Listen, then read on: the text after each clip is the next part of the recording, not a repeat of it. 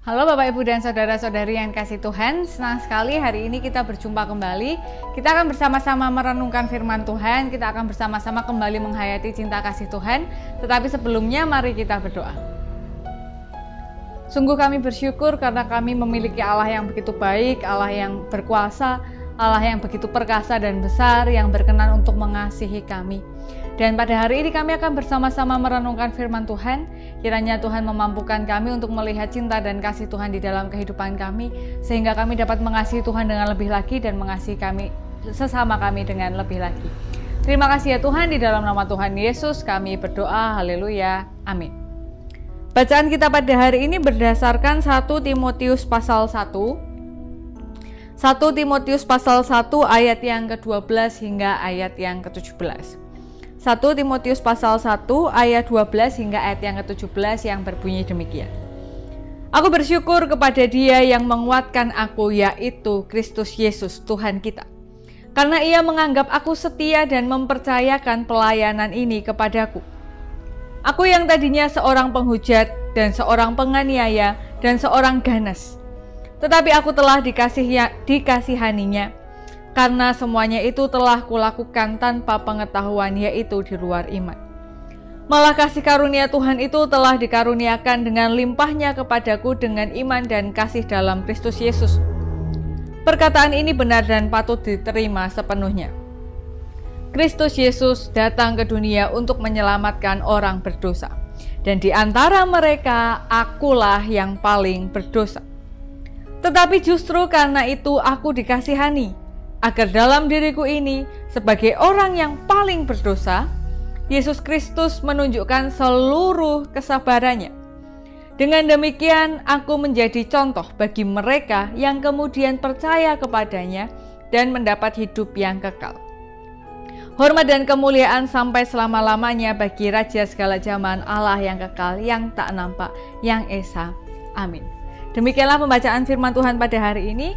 Berbahagia kita yang diberikan kesempatan untuk mendengarkan, merenungkan, memelihara, bahkan diberikan kekuatan untuk melaksanakan di tengah kehidupan sehari-hari. Haleluya. Bapak, Ibu, dan saudara-saudari yang dikasih Tuhan, bacaan yang barusan kita baca ini adalah salah satu bacaan favorit saya. Jadi entah mengapa saya suka sekali membaca tulisan Paulus yang diberikan kepada anak didiknya yang begitu dikasihinya, yaitu Timotius. Saya nggak tahu, tapi saya merasa bahwa tulisan ini sungguh dalam.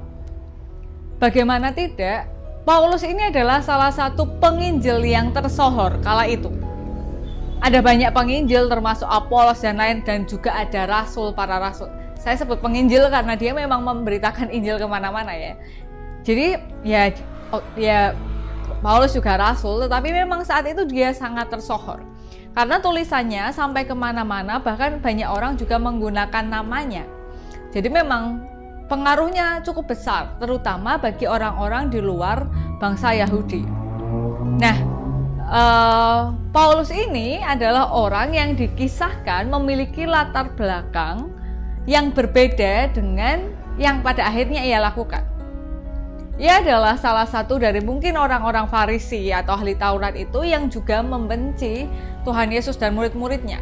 Bahkan ia disebut sebagai penganiaya murid-murid Tuhan Yesus. Tetapi dalam proses kehidupannya, ia menemukan Tuhan dengan cara yang berbeda. Ya, si Paulus ini sudah dari awal sudah tahu tentang Tuhan. Dari awal sudah menunjukkan ketaatannya kepada Tuhan. Dan demi ketaatannya kepada Tuhan, ia menganiaya murid-murid Tuhan Yesus. Nah, tetapi melalui proses hidupnya, melalui perjumpaannya dengan Tuhan Yesus, lewat cara yang ajaib, Paulus akhirnya mengerti bahwa Tuhan yang sebenarnya itu bukan Tuhan yang ia bayangkan.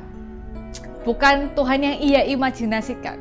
Bahwa Tuhan itu punya sisi-sisi lain yang ia belum kenal, ia belum pahami. Yang akhirnya ia jumpai dalam diri Tuhan Yesus, walaupun bukan dalam perjumpaan ketika Tuhan Yesus masih ada di dunia seperti yang dialami oleh rasul-rasul yang lain. Nah, uniknya adalah dalam perjalanan ini ia tidak meniadakan masa lalunya. Rasul Paulus tidak mengingkari masa lalunya sebagai aib yang harus ditutupi. ia tidak malu, ia bukan tidak malu ya, ia tapi tidak mengingkari dirinya yang lalu.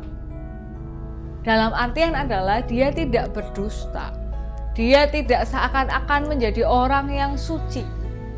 Dikatakan di sini bahwa dari mereka yang berdosa, akulah yang paling berdosa. Yang mana ini ya? Yaitu tadi ada kok. Kristus di antara mereka akulah yang paling berdosa. Jadi yang diselamatkan Tuhan Yesus kan orang-orang berdosa semua, karena kita semua orang berdosa ya. Tapi dari semuanya itu Paulus mengatakan bahwa akulah yang paling berdosa. Ini dikatakan oleh seorang rasul, seorang penginjil yang terkemuka bernama Paulus, yang dulunya namanya Saulus. Pergantian nama memang menunjukkan adanya pergantian perubahan antara dari Saulus menjadi Paulus, tetapi tidak meniadakan bahwa Saulus dulu pernah hidup dengan cara yang ia anggap benar, walaupun nanti berubah menjadi Paulus. Dia tidak mengingkari dan tidak menganggap dirinya lebih baik dari orang lain. Ketika ia melakukan penginjilan, ketika ia memberitakan Tuhan Yesus, mula-mula adalah dia tidak menghakimi orang lain dengan berkata bahwa kamu salah, kamu berdosa, kamu melakukan A, B, C, D, E, F, G. Ya nanti memang akan dijelaskan bagaimana ikut Tuhan Yesus. Tetapi pertama-tama dia bilang bahwa aku yang paling berdosa gitu. Aku ini banyak dosanya. Aku ini adalah orang yang berdosa. Dan Tuhan Yesus memberikan kasih padaku. Nah ini kan enak. Karena saya berdosa, Anda berdosa, mari bersama-sama kita taat kepada Tuhan Yesus. Bukan kamu berdosa, lihat aku yang sudah bertobat. Karena bertobat itu selalu butuh proses. Dan ini justru memperlihatkan bagaimana Tuhan membentuk manusia dari ketidaktahuan mereka menjadi ketahuan mereka, menjadi rasa tahu mereka kepada Tuhan Yesus. Dari mereka yang merasa tahu tentang Tuhan Yesus, tentang Tuhan, menjadi benar-benar paham tentang Tuhan. Nah, bacaan kita pada hari ini mengingatkan akan kerendahan hati untuk menerima diri kita. Setiap proses yang ada di dalam kehidupan kita itu tidak perlu disangkal. Dulunya pernah begini, begitu, tidak perlu terlalu disangkal karena itu semua memang kita lakukan. Itu semua adalah bagian dari perjalanan hidup kita. Dan kita yang sekarang ini karena kita mengalami hal-hal yang itu. Dan justru lewat itu semua kita melihat bagaimana Tuhan memulihkan. Bagaimana Tuhan mengubahkan kehidupan kita. Dan ketika saat ini mungkin kita merasa bahwa jangan-jangan aku ini masih ada di masa lalunya Paulus, masih jadi Saulus. Dalam artian jangan-jangan aku masih dalam hidup sebelum pertobatan. Ini mengingatkan kita untuk tidak menjadi lebih baik dari orang lain.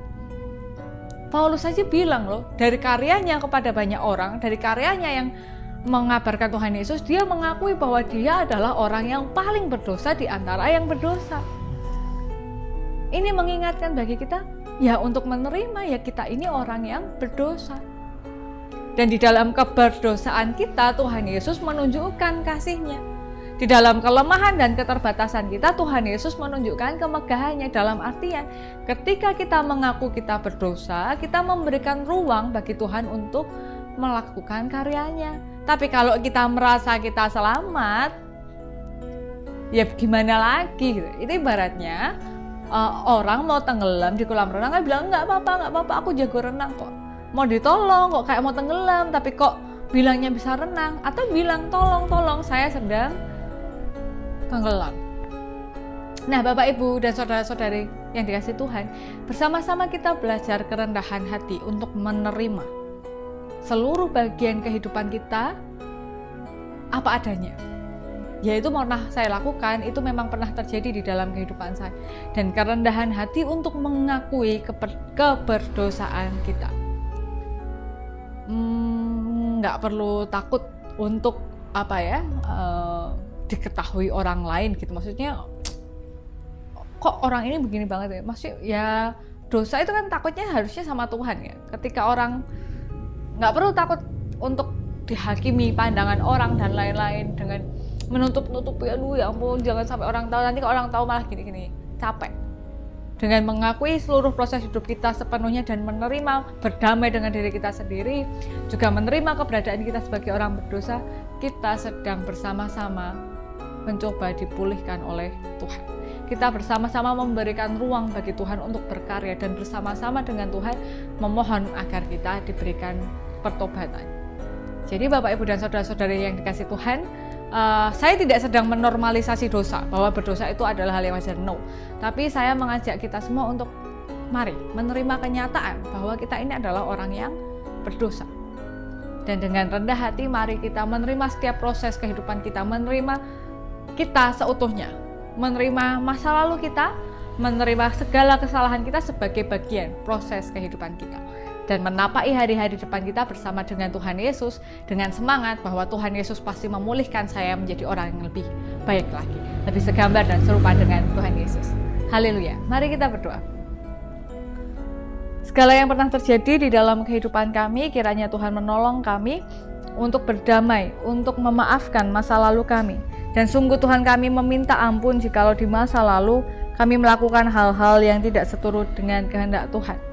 Dan kiranya Tuhan memampukan agar kami bisa menapaki hari esok bersama dengan Tuhan untuk menjalani hari-hari kami agar kami menjadi semakin segambar dan serupa dengan Tuhan. Mampukan kami untuk dipulihkan oleh Tuhan, mampukan kami untuk berjalan bersama dengan Tuhan.